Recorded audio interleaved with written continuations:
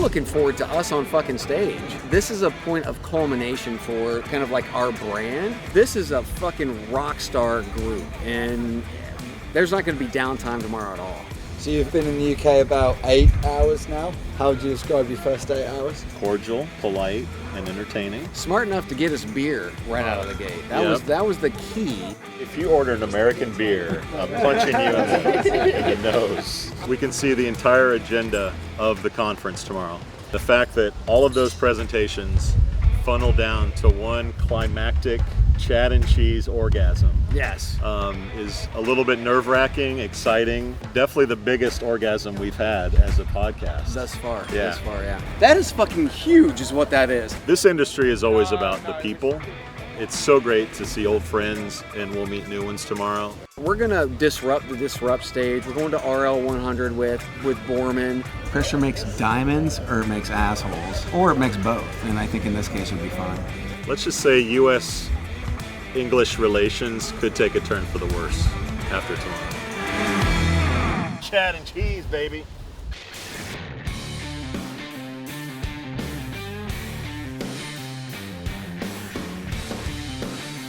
That's legit. That is legit. So wait, what are you guys heading to now? We're going to check out Matt Alder. Matt Alder's live podcast. Yeah. We recently interviewed him for our show. And he interviewed us. We kind of cross-published some content, so we're going to go heckle him. They brought stupid Americans here for a reason. To do stupid shit.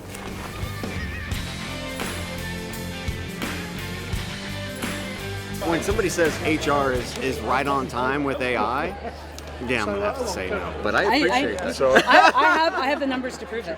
AI means that we can do things like people analytics or chatbots or whatever, and it doesn't matter whether you're the biggest guy there or a small player. When it comes to sales and marketing and what actually drives a business, the CEO cares more about that these days than anything else, right? They should care more about HR. They should care more about the people, right? It should be more holistic, but the problem is HR waits too long.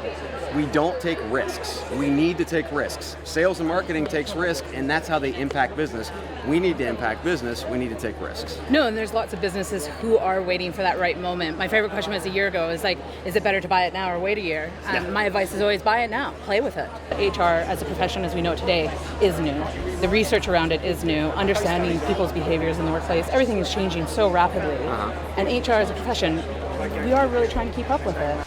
The UK has always been behind from an adoption standpoint. I just think that the culture's less risk-taking in most cases. In the US, you have so much technology that is born and bred right there. So it's like it's going to happen organically more on the US side than it is in the UK. The cool thing though is that the UK is coming up with some really fucking cool tech that we're not seeing in the US, like opening.io, candidate ID. I mean, there's so many really cool platforms that are out there. Not to mention, you take a look at what just happened with Stepstone gobbling up Appcast. That's a big slap to the US market's face when they take a major player like Appcast and a German company acquires it. we're going to watch Torrin Ellis, one of our favorite speakers. He's probably the foremost expert on diversity issues.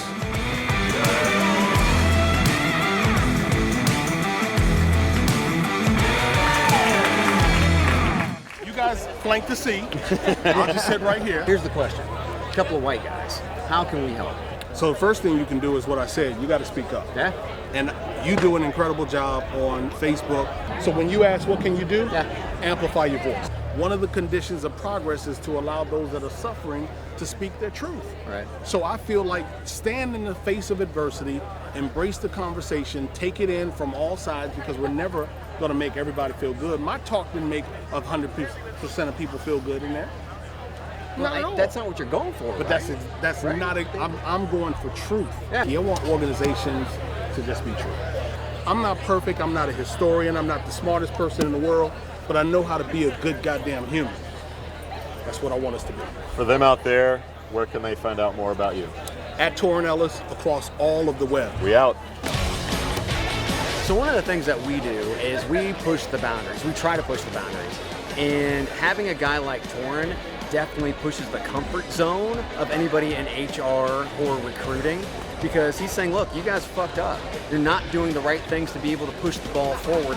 Bringing Torrin in, I think there's no question. That's a great pinnacle, especially in that area. The beers are out, yeah. And they are British beers, so they're kind of weak.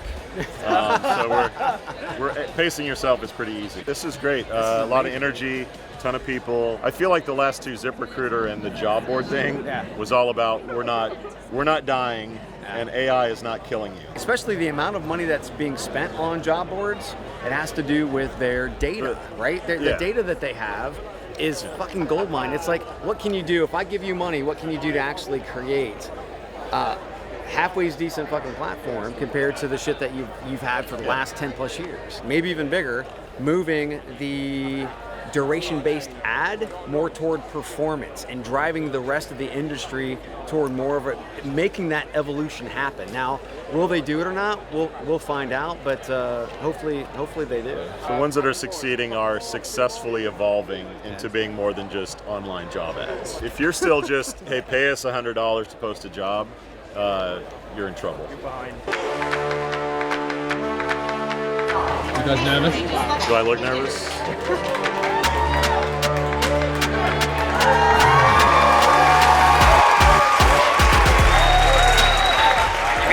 Process up, and you gotta focus on process. You gotta focus. You want a drink? She wants a drink. How many hours are you using to schedule?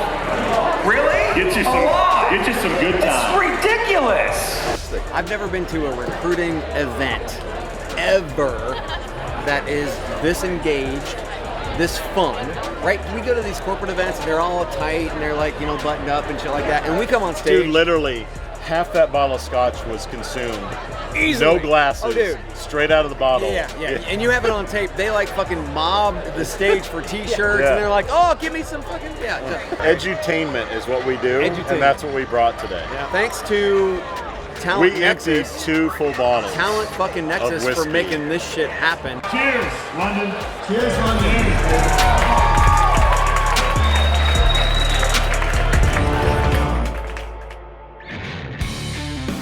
What are your thoughts now on where those big differences are between where the US market is and where the UK market is? Yeah, the gap used to be pretty wide a decade ago to 20 years ago, and that gap is shrinking quickly. 10 years if this was going on, we'd probably see 90% American companies over here.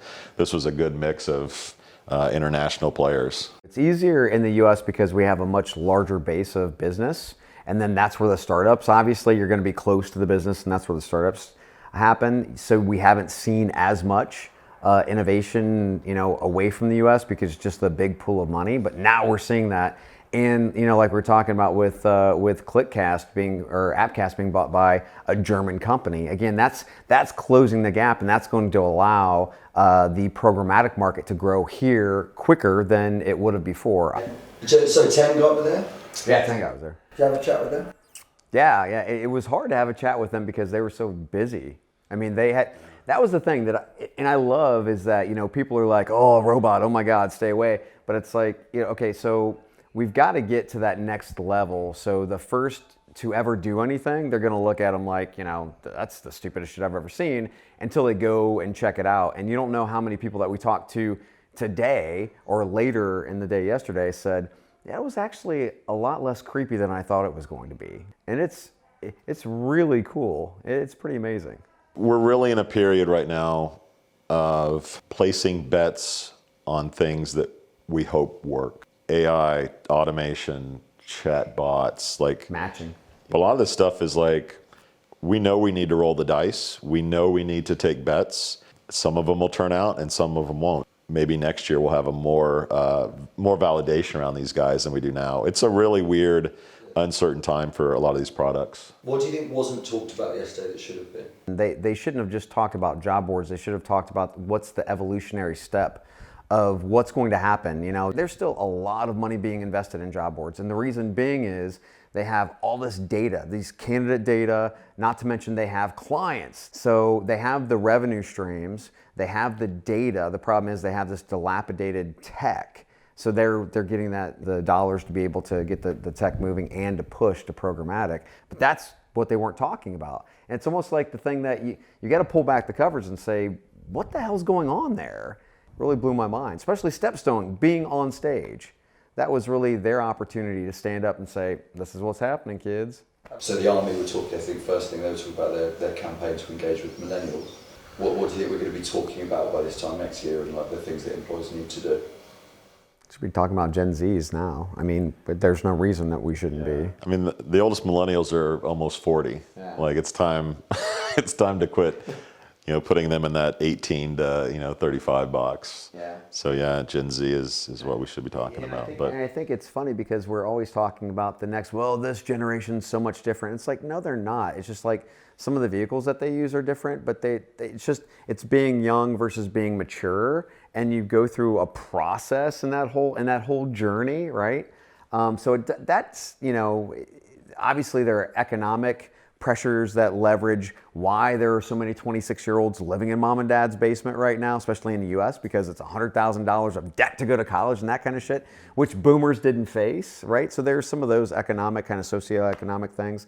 To add to that, I will say, I think there's a sense of purpose more so with, and granted younger people have more sense of purpose, but I think social media and being aware of so much now, whether it's climate change or the oceans are full of garbage or whatever it is, people are more aware of that, and how can I live my life making an impact on that, as opposed to just, I need to make some money and feed myself. I also think the ability to freelance, be your own boss, whether it be driving an Uber or, hey, I'm going to be a developer on Upwork and just take jobs as they come, like that's something that we never had, like it wasn't even an option. So I'm excited to see how that transforms what younger people do with their lives after they graduate. Would you come back? Yeah, oh hell yeah. When we came into this, I wanted to make sure that we tried to do something bigger than anybody else did on stage at RecFest. I don't care how stupid it sounded. I wanted it to be bigger, and Joel was like, yeah, no, we need to blow this out. Talent Nexus is coming up with the video piece, making it feel bigger, making us feel bigger than what we really are. The cheesehead, Chad head kind of things. Those were all incredibly fun, and the people were coming to us going, is this your face? I can't wait to share a lot of the videos, that come out of this, because I know that we'll enjoy it, and I know that our listeners will enjoy it, because whenever they see us, like face to face, I mean, they really enjoy that interaction, and hopefully this is kind of more of like that kind of like interaction. I know that when we jump out of that plane, that shit's gonna happen in the air and things are gonna happen that we don't expect, but we're gonna land, alive. Yeah. And I never second guess that when I go on stage with him.